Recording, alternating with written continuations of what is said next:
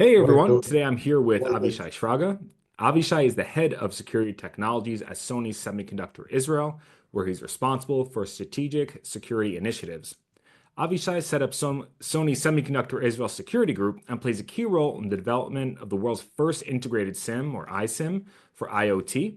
He brings over 20 years of experience in delivering cutting-edge technologies in the areas of security and communications.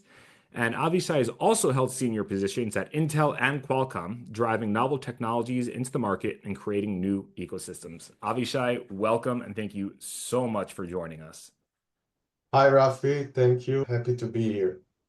And I just want to point out quickly, Avishay, you were actually the first one earlier in my technology career, especially related to hardware, where we mentioned integrated SIM for IoT devices, which a lot of people may not come across day to day, but those are things like water meters, things that are sitting out in the field. Instead of having someone go check them all the time, you you're able to read them remotely. At the same time, it's a little more well known now that if you have an item, a physical device sitting in a field somewhere, that hackers can just take their time and get in. And so you were the first one who explained to me the some of the methodologies and the mindset behind securing these physical components in a digital world.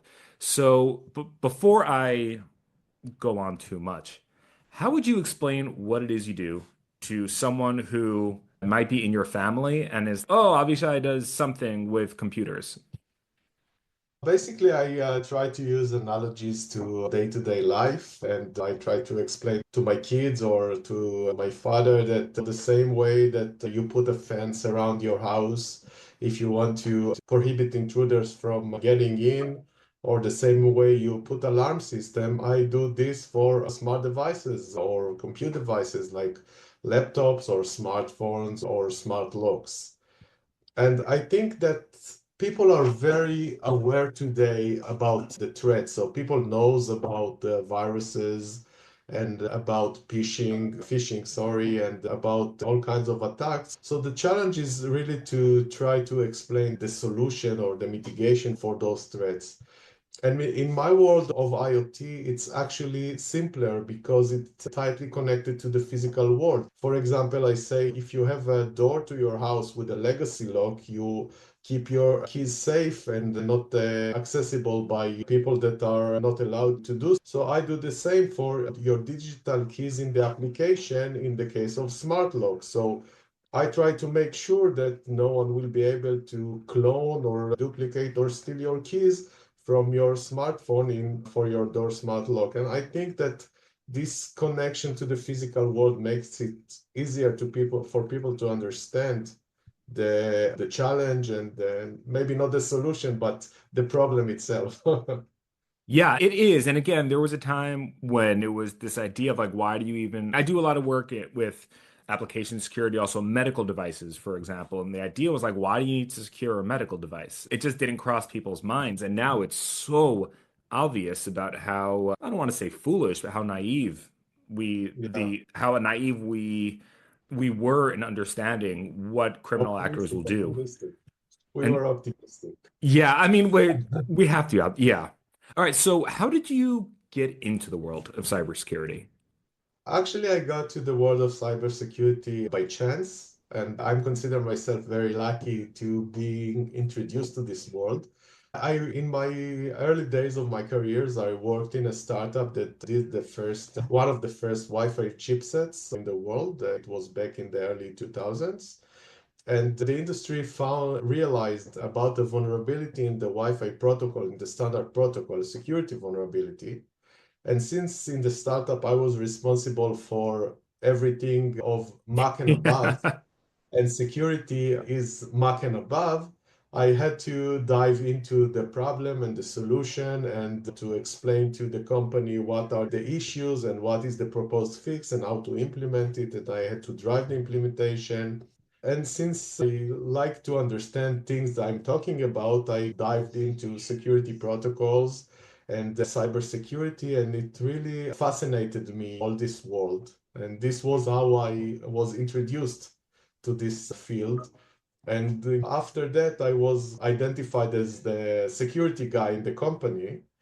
And going further in my career, every time there was a change, the startup was purchased by Intel Corporation. and we had to do a new standard called WiMAX. And I was identified as the security guy, so I dived into security more and more. And I worked with cryptographers and I read a lot and contributed to standards. And when it kept challenging me and fascinating me, and I got more and more involved in that. And Yeah, I would. I So really liked it's it. fascinating because we talk about security. I just the medical example, but if we look at the early 2000s, cybersecurity or information security, whatever it was called at the time, it was known already at that point. It wasn't as if no one had any idea. But at the same time, you just created it as you went. Essentially, there were large organizations I would think already had a security person, but it's how I became the content guy, right? I would dive Yeah. into something and then I write something about it and they're like, "Oh, Rafi's really good at it," right? Because when you're in a startup, it all gets thrown around. If you if you weren't doing this, what do you think you would be doing? The things that really attract my mind besides security are not in the technology area, but more in the business space. So I think that I've been doing something in the space of product management or business development, or even totally not in high tech, in the finance industry, investment and economics. Those things really interest me. And I actually learn some of them and in my spare time, not as my day-to-day Always job. follow Fibonacci. Yeah. I'm not sure that changing a hobby to a profession will keep me Investor, yeah. happy about it, but this is the other space that I'm really interested in rather than technology. So if That's really interesting because I think there's a lot of similarities in my mind between the world of security and investing. And it's the fact that you do the best research you can and then you hope for the best. So if we're talking finance, we're talking about market forces that might change something.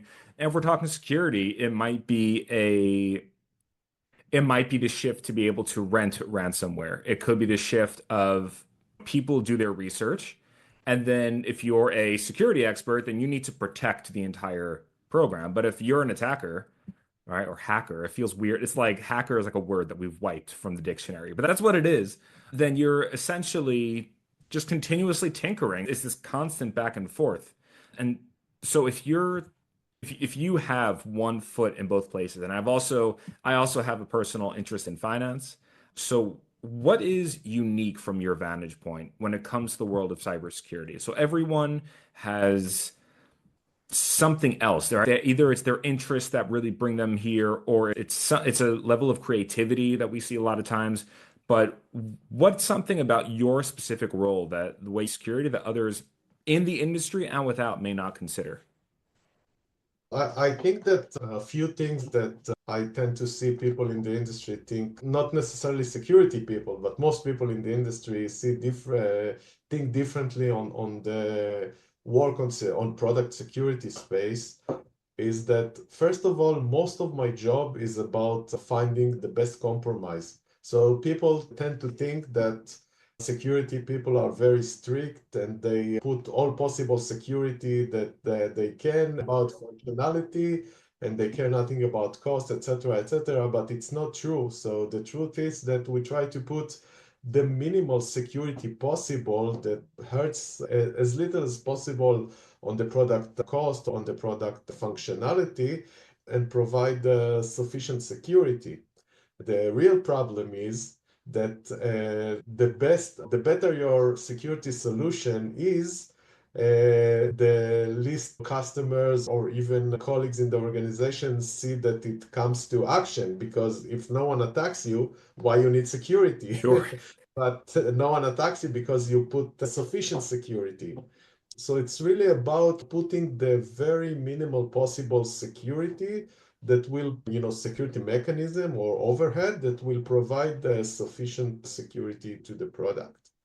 The second thing is that there is no such a thing as a secure product or secure solution. It's always about risk management and trying to find something that the effort of the attacker to attack your solution is more expensive or higher than the reward he gets if he is successful. So almost any solution in the world, I don't want to say any solution, but 99.9% of the solutions in the world can be hacked if the attacker is motivated enough and has enough resources. And so there is no people ask you, do it secure. There is no such a thing of do it secure. It's all about risk management. So actually, I when I think hear that risk management, I really think about I think about CISOs, right? And I think of when I and their need to report to the board of what exactly is going on. What is the risk? What's the risk tolerance and what's the risk level? But how do we, and I think that might get lost a bit as we move down. We go to AppSec managers or other people working closer with developers for whatever that is. How do you think risk is perceived or considered once we go below a CISO? And how do you think is a good way to discuss with your team about it? Because if you come to me and you're like, Rafi, I gotta hit my numbers, and I'm just like, yeah, you do. You should work on that. So how do we take that idea of risk and how do we bring it down the hierarchy so it's not just like a board problem? Or what's your take on it? so. I'm not sure it's necessary to do in the sense that in each organization, every person has its own role. And the success of an organization, a good organization, comes from the balance between the different people that one person just care about doing his part of code or implementing his functionality as fast as possible.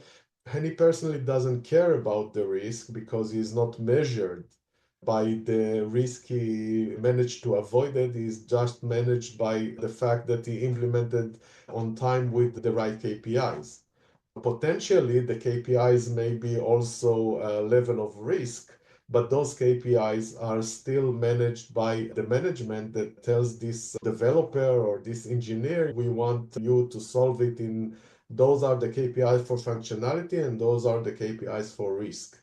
And I don't think that every person need to be aware, maybe yes, but not to put his decision-making process according to the risk. It's a good thing that it's in a higher management level. It's a good balance and dynamics between the people that tries to reduce the risk or tries to explain the different level of risk versus people that just want to make the product functional and cheap and so on. Sure. Okay.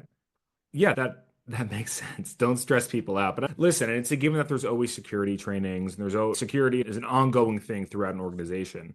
One more question for you, Yeah. and I just want to say before I ask it, it's about AI. You don't have to love AI. You can use it, you could be all right with it. You don't have to say you love it. So, how do you see AI changing the way with you you're speaking about both physical design and software within your world? So, how do you see AI changing cybersecurity or an approach to cybersecurity in the near future? So, not 5, 10 years from now, but in the next 6 months to 3 years. How do you see AI being integrated? So I think that AI is in the near future is an assistant tool and not the software that will be behind the wheels. So it can help with in the space of anomaly detection, which is a very Sure. important and very hard space to define algorithms for. So Sure. AI can be helpful in the space of anomaly detection, and AI can be assistant in the space of forensics if you want to track an attack and to identify. But in the near future, I believe it will always be an assistant tool that will provide a person, a security person, with the more summarized information or with the kind of pinpoints or vectors or whatever to look at, and will shorten the time it takes to do the analysis or to identify the anomaly because AI is not mature enough today. And every new technology that is introduced to the world is a new space for the attackers to work on. Of And we course. cannot even imagine today what kind of attacks people can do on AI. We see the first simple things that, people doing attacks on vision AI by putting some kind of color on traffic signs and change the AI from stop to drive and things like that. But hackers are so creative Yeah. We cannot even imagine what kind of attacks will be on AI in the very near future. So until it will be a little bit more mature and until we will be introduced to some of the attacks and we learn how to mitigate them, we cannot trust it to be in the driver's seat, just as an assistant tool. And I think we see it also today with all the generative AI that it really helpful, but sometimes it gives really stupid answers. And Yeah, if you argue with it enough, it will give you the opposite answers. In the space of security, which is much more challenging than any other functional space, in the sense that in the functional space, you just need to verify that the things you want your product to do, it really does it. In the security space, you need to ensure that all the possible ways for someone to misuse your mhm. product in a way that you didn't intend to cannot cause too big of a damage. So in this space, I think AI will be adopted much more in other spaces before it will be insecurity as a main driver, but it certainly can be a very good assistant tool in the near future. Cool. Excellent. Thank you so much. That's all the time we have for today, but what's the best way for people to get in touch with you? I think the best way to get in touch with me is then people can chat with me or ping me through LinkedIn. It's the easiest way. All right, I'll make sure to tag you in the post. Okay, thank All you right, very Avishay, much. thank you so much. We hope to have you on again in the future, and I hope to It keep was a innovating. I pleasure. hope I don't hear much from you guys, which means everything is quiet and everything's working. Yeah, No but people need headlines. to understand that if you don't hear, it means we do a good job, not that Exactly. we All don't right. need security in the products. All right. Thank you so Thank you much. very much, Rafi. Bye bye.